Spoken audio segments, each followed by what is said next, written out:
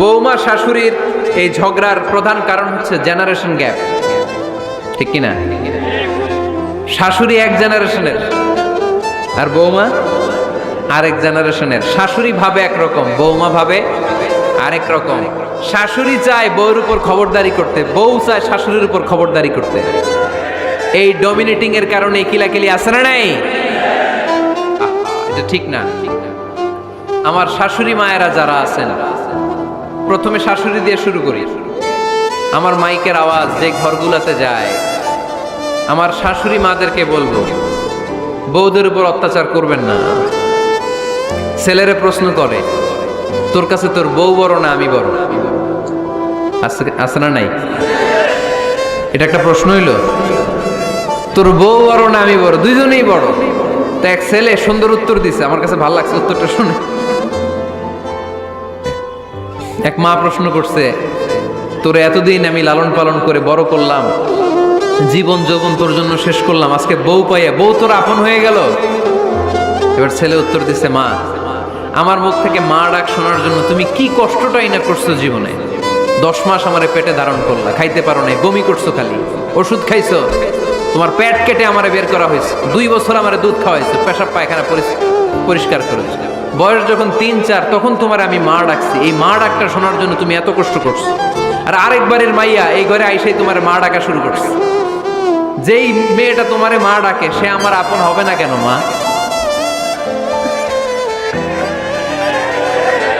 ঠিক কিনা? এই মা ডাক শোনার জন্য তুমি এত কষ্ট করলা, আমার লালন পালন করলা, 10 মাস পেটে ধরলা, পেশাব পায়খানা পরিষ্কার করলা, এরপরে মা ডাক শুনতে পারছো। আর আরেকবারের মেয়ে জানা নাই চিনা নাই এসেই তোমার ডাকা শুরু করছে মা। তো যে আমার মারে মা ডাকে তার স্থান তো আমার কলিজায়, ঠিক কিনা? শাশুড়ি আম্মারা যারা আছেন, প্লিজ বৌমাদেরকে কষ্ট দিয়েন না। অনেক শাশুড়ি আছে পান থেকে চুন খসলে রেগে যায়, পদে পদে স্ত্রীর ভুল ধরে, বউয়ের ভুল ধরে, আছে না নাই? এটা করবেন না। সে তো নতুন, আপনার অনেক এক্সপিরিয়েন্স হতে তার সময় লাগবে, তাকে সময় দিন, তাকে ভালোবাসুন, ঠিক কিনা? না বুঝে সামান্যতে বৌমারে বদদোয়া দেয়, এরকম আছে না নাই? কিন্তু বুঝতে চায় না, বৌমারে যদি বদদোয়া দেয় তাহলে তার নিজ ছেলের পরিবারের ক্ষতি, পেটে ধরা যে ছেলে, ছেলের পরিবারের কিন্তু ক্ষতি, তার আপন নাতি নাতনিদেরই ক্ষতি। আওয়াজ করে বলেন ঠিক কিনা? বৌমাকে বদদোয়া দিয়েন না। বৌমাকে নিজের মেয়ের মতো দেখবেন। সমাধান আমি দিচ্ছি, কেমন দেখতে হবে? নিজের মেয়ের মতো। নিজের মেয়ে সকালে ঘুম থেকে ওঠে 11টা, ওইটা সমস্যা নাই। বৌমা কেন উঠলো না, ওইখানেই ঝামেলা, আছে না নাই? মেহেরবানি করে আপনার বৌমাকে আপনার নিজের মেয়ের মতো দেখেন। নিজের মেয়েরে যেমনি আদর করেন তাকেও অমনি আদর করেন। আপনার বৌমারে যদি আপনি কষ্ট দেন, মনে রাখবেন আপনার নিজের মেয়েটাও আরেকবারের বউ হয়ে কয়েকদিন পরে যাবে। আপনি যা যা করবেন আপনার মেয়েকেও তারা ওই রকম কষ্ট দিয়ে বাড়িতে ফিরিয়ে দিবে। চিল্লায় বলেন ঠিক কিনা? খবরদার, টিট ফর ট্যাট। ইট্টি মারলে পাটকেলটি খেতে হয়। এজন্য শাশুড়ি আম্মা জানারা যারা আছেন, বৌমার সাথে খারাপ আচরণ করবেন না মেহেরবানি করে। তাকে আপনি কষ্ট দিলে আপনার নিজের মেয়েটাও আরেক বাড়ির বৌমা হবে, সেও ওই বাড়িতে এই কষ্টগুলো ভোগ করবে। এগুলো যখন আপনি শুনবেন তখন আপনার চোখ দিয়ে পানি পড়বে কি পড়বে না? পড়বে। এবার আসেন বৌমার কথা বলি। বৌমা যারা আছেন মেহেরবানি করে, বৌমা যারা আছেন মেহেরবানি করে আপনার শাশুড়ি আম্মাকে নিজের মায়ের জায়গায় রাখবেন। আপনার বাড়ি ছেড়ে নতুন বাড়িতে আসছেন, তো এটাই তো আপনার বাড়ি। আপনার মা রেখে দিয়ে নতুন মা পাইছেন, এটাই তো আপনার মা। তো ওনাকে মায়ের জায়গায় বসাতে আপনার সমস্যাটা কোথায়? বৌমারা খেয়াল রাখবেন, আপনি আপনার শাশুড়ির সাথে যে আচরণটা করতেছেন, আপনার শেষ বয়সে আপনার ছেলের বিয়ে দেওয়ার পরে যে বৌমাটা আসবে ওই আচরণই আপনাকে ফিরিয়ে দিবে। The nature has its own return. প্রকৃতির একটা মাইর আছে, এটা শেষ মাইর, এটা শেষ খেলা। প্রকৃতির খেলা বড় খেলা। আপনি আপনার শাশুড়ির সাথে যে আচরণ করবেন, আপনার শেষ বয়সে আপনি একদিন শাশুড়ি হবেন, এটা মাথায় রাখবেন। ওই আচরণই আপনি ফিরে পাবেন। আওয়াজ করে বলতে হবে ঠিক কিনা?